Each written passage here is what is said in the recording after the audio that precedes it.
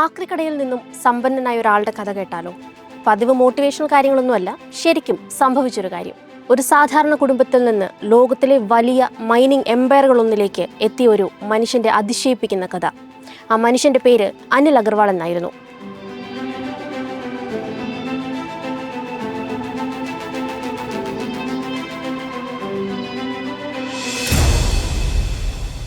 പാട്നയിൽ ജനിച്ചു വളർന്ന അനിൽ അഗർവാളിന്റെ ജീവിതം ഒരിക്കലും പ്രിവിലേജ്ഡ് ആയ ഒന്നായിരുന്നില്ല. മില്ലർ ഹൈസ്കൂളിൽ പഠിച്ചിരുന്ന ഒരു സാധാരണ വിദ്യാർത്ഥി. ആ കാലത്ത് അദ്ദേഹത്തിന്റെ സഹപാഠിയായിരുന്നു ലലു പ്രസാദ് യാദവ്. പക്ഷേ സ്കൂൾ എഡ്യൂക്കേഷൻ അവിടെ തന്നെ അവസാനിച്ചു. 1972 അദ്ദേഹം പഠനം ഉപേക്ഷിച്ച് അച്ഛൻ്റെ ചെറിയ അലൂമിനിയം കണ്ടക്ടർ ബിസിനസ്സിൽ ചേർന്നു. പക്ഷെ അവിടെ തന്നെ നിൽക്കാനുള്ളൊരു മനസ്സ് അദ്ദേഹത്തിനുണ്ടായിരുന്നില്ല. പഠനം ഉപേക്ഷിച്ച അത്ര സമ്പന്നനല്ലാത്തൊരു പയ്യന്റെ അവസ്ഥ ഓർക്കണം. പോക്കറ്റിൽ വലിയ പണമില്ല, ഇംഗ്ലീഷ് ഫ്ലുവൻ്റായി അറിയില്ല, പറയത്തക്ക വിധ ബന്ധങ്ങളുമില്ല.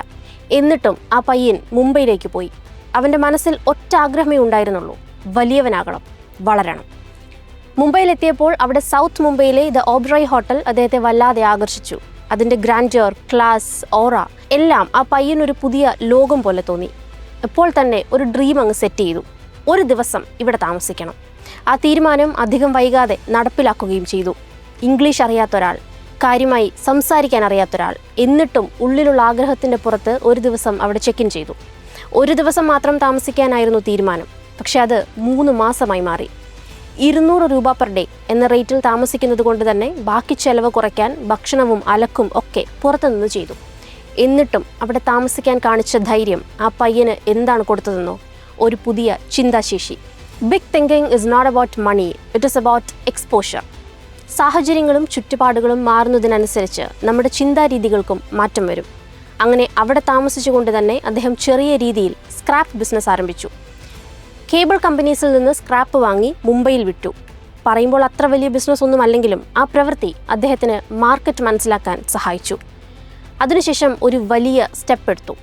സിൻഡിക്കേറ്റ് ബാങ്കിൽ നിന്നും 50,000 രൂപ ലോൺ എടുത്ത് ഷാംഷർ സ്റ്റേർലിംഗ് കോർപ്പറേഷൻ സ്വന്തമാക്കി. കോപ്പർ പ്രൊഡക്ട്സ് നിർമ്മിച്ച് ബിസിനസ് എക്സ്പാൻഡ് ചെയ്തു. അടുത്ത 10 വർഷവും അദ്ദേഹം ഈ ഫൗണ്ടേഷൻ ബിൽഡ് ചെയ്യാൻ മാത്രമായി ചെലവഴിച്ചു. പക്ഷെ അവിടെ ഒരു ടേണിംഗ് പോയിന്റ് ഉണ്ടായി. അദ്ദേഹത്തിന് ഒരു ബിസിനസ് പാഠം മനസ്സിലായി: പ്രോഫിറ്റ് നമ്മുടെ കയ്യിലല്ല, റോ മെറ്റീരിയൽ സപ്ലൈയിലാണുള്ളത്. അതുതന്നെയാണ് അദ്ദേഹത്തിൻ്റെ സ്ട്രാറ്റജി മാറ്റാൻ കാരണമായത്. അലൂമിനിയം, കോപ്പർ എന്നിവ വാങ്ങുന്നതിന് പകരം അത് സ്വന്തമായി നിർമ്മിക്കാൻ തീരുമാനിച്ചു. അങ്ങനെ 1986 അദ്ദേഹം ജെല്ലി ഫിൽഡ് കേബിൾസ് മാനുഫാക്ചറിങ് ആരംഭിച്ചു. വലിയ ഇൻവെസ്റ്റ്മെൻറ്റ്, അതിലും വലിയ റിസ്ക്. അതിൽ നിന്നാണ് സ്റ്റെർലൈറ്റ് ഇൻഡസ്ട്രീസ് രൂപപ്പെട്ടത്. പ്രൈവറ്റ് സെക്ടറിൽ റിഫൈനറി, സ്മെൽറ്റർ സ്ഥാപിച്ച പൈനിയറായി മാറിയതും വളരെ വേഗത്തിലായിരുന്നു. കുറച്ച് വർഷങ്ങൾക്കുള്ളിൽ തന്നെ കോപ്പർ റോഡ് കപ്പാസിറ്റിയിലും വലിയ പ്ലെയറായി മാറുകയും ചെയ്തു. സ്റ്റെർലൈറ്റ് ഇൻഡസ്ട്രീസ് വഴി പിന്നീട് അലൂമിനിയം ഷീറ്റ്സ്, ഒപ്റ്റിക്കൽ ഫൈബർ പോലുള്ള സെക്ടേഴ്സിലേക്ക് അദ്ദേഹം എക്സ്പാൻഡ് ചെയ്യുകയും ചെയ്തു. 1993 ഔറംഗാബാദിലും പ്ലാൻസ് ആരംഭിച്ചത് അത്ര ചെറിയൊരു എക്സ്പാൻഷൻ അല്ലായിരുന്നു. അത് ഫ്യൂച്ചർ ഡിമാൻഡ് മനസ്സിലാക്കിയെടുത്ത ഒരു കാൽക്കുലേറ്റഡ് മൂവായിരുന്നു. പക്ഷേ ഇതേ സമയത്ത് ഒരു ഇൻട്രസ്റ്റിംഗ് കോൺട്രാസ്റ്റ് അദ്ദേഹത്തിൻ്റെ ജീവിതത്തിൽ നമുക്ക് കാണാം. ഒരു വശത്ത് അഗ്രസീവ് ബിസിനസ് ഗ്രോത്ത്, മറുവശത്ത് സൊസൈറ്റിയോടുള്ള റെസ്പോൺസിബിലിറ്റി. അങ്ങനെയാണ് 1992 അദ്ദേഹം വേദാന്ത ഫൗണ്ടേഷൻ ആരംഭിച്ചത്.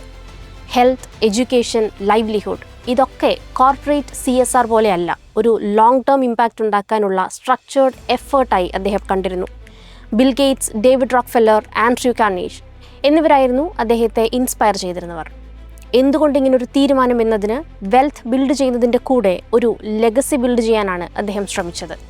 പക്ഷേ ഇന്ത്യ അക്കാലത്ത് അത്ര ബിസിനസ് സൗഹൃദമല്ലായിരുന്നു. ഒപ്പം ഓരോ ബിസിനസ്സുകാരൻ്റെയും കഴുത്തിന് പിടിക്കുന്ന ഒരു സിസ്റ്റം കൂടി നിലനിന്നിരുന്നു: ലൈസൻസ് രാജ്. ഒരു ബിസിനസ് എക്സ്പാൻഡ് ചെയ്യാൻ നിങ്ങൾക്ക് ഐഡിയ മാത്രം പോരാ, പിന്നെയോ പെർമിഷൻസ് വേണം, അപ്രൂവൽസ് വേണം, പോളിസീസ് അലൈൻ ചെയ്യണം. ഇതിനൊക്കെ എടുക്കുന്ന കാലതാമസങ്ങൾ, പിന്നിലൂടെ മറിയുന്ന കൈക്കൂലികൾ, അതും പോരാതെ ക്യാപിറ്റൽ റേസ് ചെയ്യുന്നതും വളരെ ബുദ്ധിമുട്ടായിരുന്നു അക്കാലത്ത്. ഇത്തരമൊരു സാഹചര്യത്തിൽ മിക്കവരും എന്തു ചെയ്യും? പതിയെ ആ അവസ്ഥയോട് പൊരുത്തപ്പെടും, അല്ലെങ്കിൽ എന്നേക്കുമായി ഈ പരിപാടി നിർത്തിപ്പോകും. പക്ഷേ അനിൽ അഗർവാൾ ഇത് രണ്ടുമല്ലാത്തൊരു വഴി തിരഞ്ഞെടുത്തു. ലണ്ടനിലേക്ക് ഷിഫ്റ്റ് ചെയ്തു. എസ്കേപ്പ് ആണോ എന്ന് ചോദിച്ചാൽ ഒരു സ്ട്രാറ്റജിക് റീപൊസിഷനിങ് ആണ് എന്ന് വേണമെങ്കിൽ പറയാവുന്നൊരു കൂടുമാറ്റം. അതിൻ്റെ കാരണം അദ്ദേഹത്തിന് ഇന്ത്യൻ മാർക്കറ്റിനെ കുറിച്ചുള്ള വ്യക്തതയായിരുന്നു. ഇവിടെ എന്തെങ്കിലും ഒരു കാര്യം ചെയ്യണമെങ്കിൽ ഒന്നുകിൽ താൻ മാർക്കറ്റിനെ പൂർണ്ണമായും ഉടച്ചു വാർക്കണം, അല്ലെങ്കിൽ എൻവയോൺമെൻറ്റ് ചേഞ്ച് ചെയ്യണം. താരതമ്യേന എളുപ്പമുള്ളത് തന്നെ അദ്ദേഹം തിരഞ്ഞെടുത്തു. ലണ്ടനിലെത്തിയ ശേഷം ആദ്യം അദ്ദേഹം എടുത്ത ഏറ്റവും പവർഫുൾ മൂവ് എന്താണെന്ന് വെച്ചാൽ ലണ്ടൻ സ്റ്റോക്ക് എക്സ്ചേഞ്ചിൽ കമ്പനി ലിസ്റ്റ് ചെയ്യുക എന്നതായിരുന്നു. അതിനുവേണ്ടി IPO വഴി $876 മില്യൺ റേസ് ചെയ്തു. ഒരു ഫണ്ട് റേസിനും അപ്പുറത്തേക്ക് അതൊരു സിഗ്നലായിരുന്നു.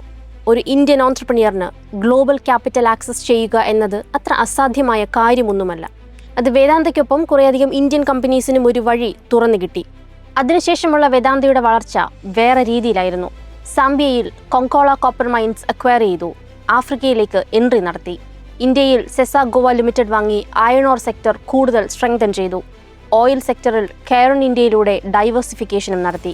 അങ്ങനെ സൗത്ത് ആഫ്രിക്ക, നമീബിയ, അയർലൻഡ് തുടങ്ങിയ രാജ്യങ്ങളിലെ ബിസിനസ്സുകളിലൂടെ ഗ്രാജുവലി ഒരു ഗ്ലോബൽ ഫുഡ് പ്രിന്റ് തന്നെ ബിൽഡ് ചെയ്തു.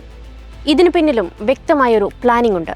റിസോഴ്സസ് കൺട്രോൾ ചെയ്യുന്ന സെക്ടേഴ്സായ മെറ്റൽസ്, മൈനിങ്, എനർജി എന്നിവയിലേക്കാണ് അദ്ദേഹത്തിൻ്റെ ഫോക്കസ് ആദ്യം പോയത്. പിന്നീട് 2003 ഒരു സിംബോളിക് ചേഞ്ച് നടന്നു. കമ്പനി വേദാന്ത റിസോഴ്സസ് ആയി റീബ്രാൻഡ് ചെയ്യപ്പെട്ടു. ആ പേരിൽ തന്നെ സ്ട്രാറ്റജി ഒളിപ്പിച്ചുകൊണ്ട്. റിസോഴ്സസ് ഭാവിയിൽ സമ്പദ്ഘടന മുഴുവൻ ഡിപ്പെൻഡ് ചെയ്യുന്ന കോർ അസറ്റ്സ് ഇവിടെയുണ്ട് എന്നർത്ഥം.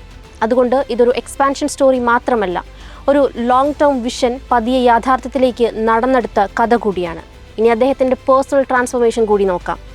ആക്രി കച്ചവടം നടത്തിയിരുന്ന ഒരാൾ ഇന്നൊരു ഗ്ലോബൽ മൈനിങ് എംപയർ ബിൽഡ് ചെയ്തിരിക്കുന്നു. കോടാനുകോടിയുടെ ആസ്തിയുള്ളൊരു മനുഷ്യൻ, പക്ഷേ ഇന്നും ലാളിത്യത്തിൽ ജീവിക്കാൻ ഇഷ്ടപ്പെടുന്ന ഒരാളാണ്. ഇപ്പോൾ തന്നെ അദ്ദേഹം ലണ്ടനിൽ തൻ്റെ ഭാര്യയായ കിരൺ അഗർവാൾ, മക്കൾ അഗ്നിവേശ്, പ്രിയ എന്നിവരോടൊപ്പം സെറ്റിൽഡാണ്. ജീവിതത്തിലെ ഈ വിജയങ്ങളൊന്നും അദ്ദേഹത്തിൻ്റെ കണ്ണ് മഞ്ഞളിപ്പിച്ചിട്ടില്ല. പക്ഷെ അപ്പോഴും വിജയത്തിൻ്റെ തിളക്കം ഇല്ലാതാവുന്നുമില്ല.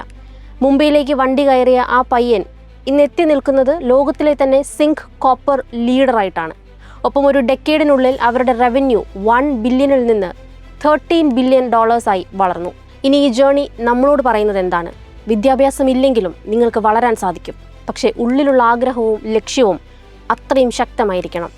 വിപണിയെ നേരിട്ടറിയുന്നവന് ചെറിയ രീതിയിൽ തുടങ്ങാൻ തയ്യാറാവുന്ന ഒരാൾക്ക് ബിസിനസ് മാനേജ്മെൻറ്റ് കോഴ്സുകളുടെ ആവശ്യം ഒന്നുമില്ല. ഒപ്പം അഗർവാൾ ഓർമ്മിപ്പിക്കുന്ന മറ്റൊന്നുകൂടിയുണ്ട്. ഓപ്പർച്യൂണിറ്റീസ് ഒരിക്കലും തനിയെ വരില്ല. നമ്മളാണ് അതിനെ ക്രിയേറ്റ് ചെയ്യേണ്ടത്, തേടി കണ്ടുപിടിക്കേണ്ടത്. കൂട്ടത്തിനൊപ്പം ഒഴുകിപ്പോകാതെ മറുദിക്കിലേക്ക് ഒഴുകാൻ തയ്യാറാവുന്നിടത്ത് നിങ്ങളിലെ സംരംഭകൻ ജനിക്കും. ഒരു ബിസിനസ് വിജയഗാഥയ്ക്കുമപ്പുറം ഇതൊരു മൈൻഡ് സെറ്റ് സ്റ്റോറി കൂടിയാണ്. ഒരു ഹോട്ടൽ കണ്ടപ്പോൾ ഇവിടെ എന്തെങ്കിലും ഒരിക്കൽ താമസിക്കണം എന്നാഗ്രഹിച്ച ഒരാൾ അതേ എക്സ്പീരിയൻസ് ഉപയോഗിച്ച് തൻ്റെ തിങ്കിങ് എക്സ്പാൻഡ് ചെയ്ത് ഒരു ഗ്ലോബൽ എംപയർ തന്നെ ഉണ്ടാക്കിയെടുത്തു. അതുകൊണ്ട് തന്നെ വിപണി മാറാം, രാജ്യങ്ങൾ മാറാം, ആളുകളും അവരുടെ താല്പര്യങ്ങളും ഒക്കെ മാറാം. പക്ഷേ ഒന്നു മാത്രം മാറ്റമില്ലാതെ തുടരണം. എത്ര ഉയരത്തിൽ, എത്ര വ്യത്യസ്തമായി നമുക്ക് ചിന്തിക്കാൻ കഴിയുമെന്നത്.